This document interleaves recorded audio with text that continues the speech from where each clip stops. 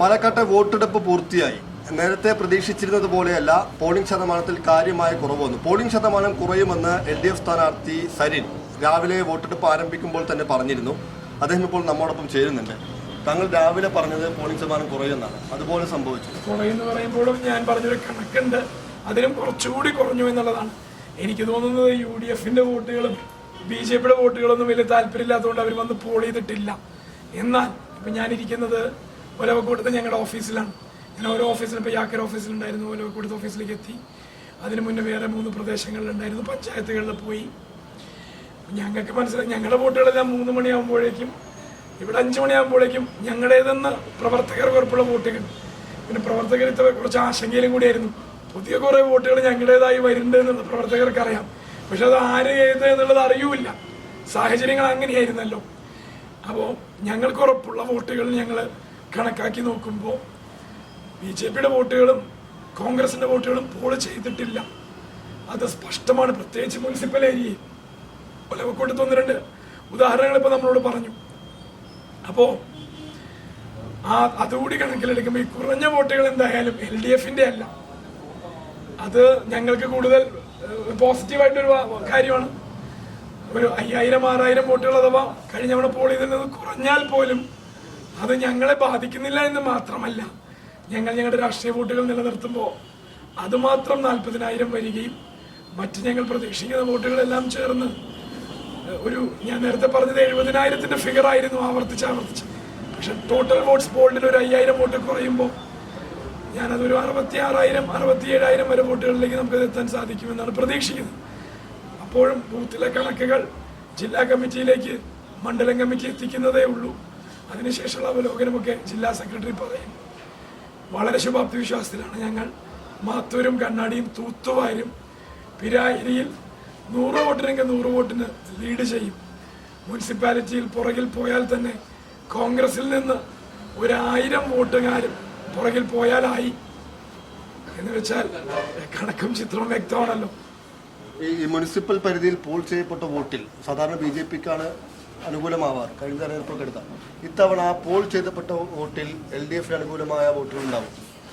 ഒരു സംശയവും വേണ്ട.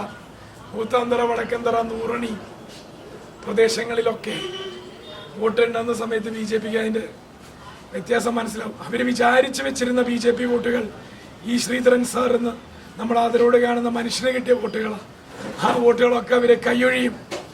ആ വോട്ടുകളെല്ലാം ഇടതുപാളയത്തിലേക്ക് ചേക്കേറും. അതുകൊണ്ട് കഴിഞ്ഞ തവണത്തെ കണക്കും വെച്ചാണ് BJP മനക്കണക്ക് കൂട്ടുന്നത് എങ്കിൽ അമ്പേ നിരാശപ്പെടും. BJPയേക്കാൾ ഇടതുപക്ഷത്തിന് വോട്ടുണ്ടാകും മുനിസിപ്പാലിറ്റിയിൽ എന്ന് ഞാൻ അവകാശവാദം ഉന്നയിക്കുന്നില്ല. പക്ഷേ BJPക്ക് ഏറിയാൽ ഒരു 2000 വോട്ടിന്റെയോ 2500 വോട്ടിന്റെയോ ലീഡുണ്ടാകാം ഇടതുപക്ഷത്തെ അപേക്ഷിച്ച് മുനിസിപ്പൽ പരിധിയിൽ എന്നുള്ളതാണ്. 104 ബൂത്തുകളുണ്ടെന്ന് ആലോചിക്കണം. 180 ബൂത്തുകളിലെ ഏറ്റവും കൂടുതൽ ബൂത്തുകൾ മുനിസിപ്പാലിറ്റിയിൽ മാത്രമാണ്. 3 പഞ്ചായത്തുകളും കൂടി ചേർന്ന് 76 ബൂത്തുകളേ ഉള്ളൂ. വോട്ടിന്റെ കാര്യത്തിൽ മാത്രം ശതമാനം ഏകദേശം വരുമ്പോൾ 60% വോട്ടുകൾ മുനിസിപ്പാലിറ്റിയിൽ ഉണ്ട്. പക്ഷെ അത് പോൾ ചെയ്തിട്ടില്ല. അപ്പോൾ ടോട്ടൽ വോട്ട്സ് പോൾഡ് എടുക്കുമ്പോൾ മുനിസിപ്പാലിറ്റി പരിധിയിൽ പോൾ ചെയ്ത വോട്ട് 50% കുറയും. ഗ്രാമപ്രദേശങ്ങളിൽ മാത്തൂരിലും കണ്ണാടിയിലുമൊക്കെ അസാധ്യ പോളിംഗ് ആണ്. 80% അടുത്ത പോളിംഗ് ഉള്ള മാത്തൂരിലെയും കണ്ണാടിയിലെയും പ്രദേശങ്ങളുണ്ട്. ഈ 2 കൂട്ടർക്കും അവകാശം ഉന്നയിക്കാൻ പറ്റില്ല. ഇത് അവരുടെ വോട്ടാണെന്ന് ഞങ്ങൾക്ക് വലിയ പ്രതീക്ഷയാണ്. ജനങ്ങൾ അർപ്പിച്ച ആത്മവിശ്വാസത്തിന്റെ ബലത്തിൽ പറയുകയാണ്, പാലക്കാടിന് നിരാശപ്പെടേണ്ടി വരില്ല. മറ്റൊന്ന്, ഈ പോളിംഗ് ശതമാനം കുറയുമെന്ന് പറയാൻ കാരണം എന്താണ്? ഈ ഉപതെരഞ്ഞെടുപ്പ് ഉണ്ടായതിലുള്ള വോട്ടർമാരുടെ അമർഷം എന്തുകൊണ്ടാണ് അങ്ങനെ കുറയുമെന്ന് പറയുന്നത്? അല്ല, നിഷേധ വോട്ടുകൾ ഉണ്ട്. അത് ഞങ്ങൾക്ക് അനുകൂലമാകുമെന്ന് ഞങ്ങൾ പ്രതീക്ഷിച്ചു. അതായത് ഈ വരാത്ത വോട്ടുകൾ ഞങ്ങൾ കുറച്ചുകൂടി കടന്ന് ചിന്തിച്ചു. ഞങ്ങൾ അവരെയൊക്കെ ഞങ്ങളിലേക്ക് ആകർഷിക്കാൻ ശ്രമിച്ചു. കാരണം ഞങ്ങൾ പോസിറ്റീവ് പൊളിറ്റിക്സ് പറയുമ്പോൾ ഞങ്ങളിലേക്ക് അത് വരുമെന്നും പ്രതീക്ഷിച്ചു. പക്ഷെ അവർ വരാതെ തന്നെ, ഒരുപക്ഷെ നാട്ടിലുണ്ടായിരുന്നില്ല, അവർ വണ്ടി പിടിച്ചു വന്ന് LDFന് വോട്ട് ചെയ്യണമെന്ന് ഞങ്ങൾ പ്രതീക്ഷിച്ചിട്ടും കാര്യമില്ലല്ലോ. ഞങ്ങൾക്ക് കൊണ്ടുവരാൻ പറ്റുന്നവരെ ഞങ്ങൾ കൊണ്ടുവന്നിട്ടുണ്ട്, വോട്ട് ചെയ്യിപ്പിച്ചിട്ടുണ്ട്, അത് വേറെ കാര്യം. അപ്പോൾ ജനങ്ങൾ വലിയ അപ്ബീറ്റ് എന്ന് പറയില്ലേ, വലിയ ഒരു ഉന്മേഷത്തിലും വലിയൊരു ജോഷിലായിരുന്നു. ഇതൊന്ന് മാറ്റിയെടുക്കണം. എന്നെ ഇപ്പോൾ ഇലക്ഷൻ കഴിഞ്ഞ് ഞാൻ വണ്ടിയിൽ യാത്ര ചെയ്യുമ്പോഴും വരുമ്പോഴൊക്കെ ആളുകൾ ഇങ്ങോട്ട് വന്ന് കണ്ട് പറഞ്ഞത്, നമ്മൾ ഒരിക്കൽ പോലും ക്യാമ്പയിനായിട്ട് ഞാൻ നേരിട്ട് അവരിലേക്ക് എത്തിയിട്ടില്ല. പക്ഷേ സ്ക്വാഡ് വർക്ക് എല്ലാ വീടുകളിലും എത്തിയ ഒരു തെരഞ്ഞെടുപ്പാണ് LDFന്റെ. ഒരു വീട് പോലും ഉണ്ടാക്കില്ല ഒരു പ്രദേശത്ത്. അതൊക്കെ നൽകുന്നത് ആത്മവിശ്വാസം ചില്ലറയല്ല. നിങ്ങൾ ഈ ആവശ്യമില്ലാതെ പറയാണ് BJPയുടെ ഗ്രൗണ്ട് വർക്ക് ഭയങ്കര സ്ട്രോങ് ആണെന്ന്. ഞങ്ങൾ എവിടെയും നോക്കിയിട്ട് BJPയുടെ ഗ്രൗണ്ട് വർക്ക് കണ്ടിട്ടില്ല. അവിടെ കുത്തിത്തിരിപ്പാണ്. ഞാനതിൻ്റെ ഉദാഹരണങ്ങൾ പറയുന്നില്ല. BJPയുടെ കൗൺസിലർമാർ ഇടതുപക്ഷത്തിന് അനുകൂലമായി വോട്ട് ചെയ്തവരുണ്ട്.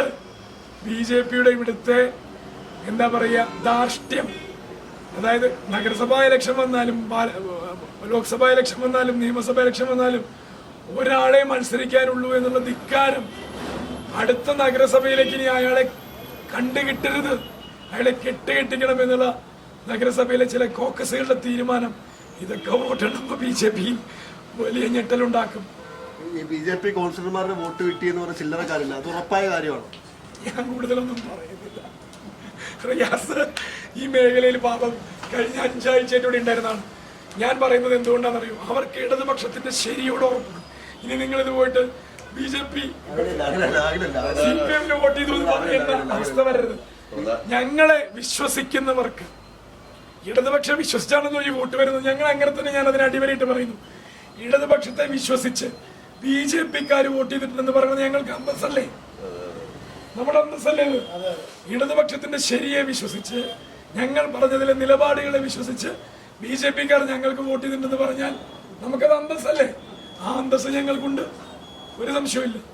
കോൺഗ്രസിന്റെ എല്ലാ ബൂത്തുകളിൽ നിന്നും ഒരു ചുരുങ്ങിയത് ഒരു 40-50 വോട്ടുകൾ, അത് 180 ബൂത്തുകളുടെ ആവറേജ് കണക്കാണ് ഞാൻ പറയുന്നത്, കോൺഗ്രസിൽ നിന്ന് ഇടതുപക്ഷം പിടിക്കും. എന്ന് വെച്ചാൽ 6000 മുതൽ 8000 വരെ വോട്ടുകൾ കോൺഗ്രസിന് പോളിയല്ല വോട്ടുകൾ. കോൺഗ്രസ് തെറ്റാണെന്നും കോൺഗ്രസിന് വോട്ട് ചെയ്യുന്നത് BJPക്ക് വോട്ട് ചെയ്യുന്നതിന്റെ പോലെയാണ് എന്ന് വെച്ച് കഴിഞ്ഞാൽ അറിയാലോ, 4 ദിവസം വരെ BJP കൊണ്ട് നടന്ന ആൾ ഇന്ന് കോൺഗ്രസ് കൊണ്ട് നടക്കുന്നു. രണ്ടും തമ്മിൽ എന്താ വ്യത്യാസം? ഇങ്ങനെ ചിന്തിക്കുന്ന ഒരുപാട് മനുഷ്യരുണ്ട്. എന്തിന്റെ പേരിലാണ് ഈ കൊണ്ടു നടക്കുന്നതെന്ന് ഇപ്പോഴും പിടികിട്ടാത്ത പാലക്കാട്ടത്തെ വോട്ടർമാരുണ്ട്. അവരത് വോട്ടിൽ പ്രതികരിച്ചിട്ടുണ്ടെന്നാണ് ഞാൻ മനസ്സിലാക്കുന്നത്.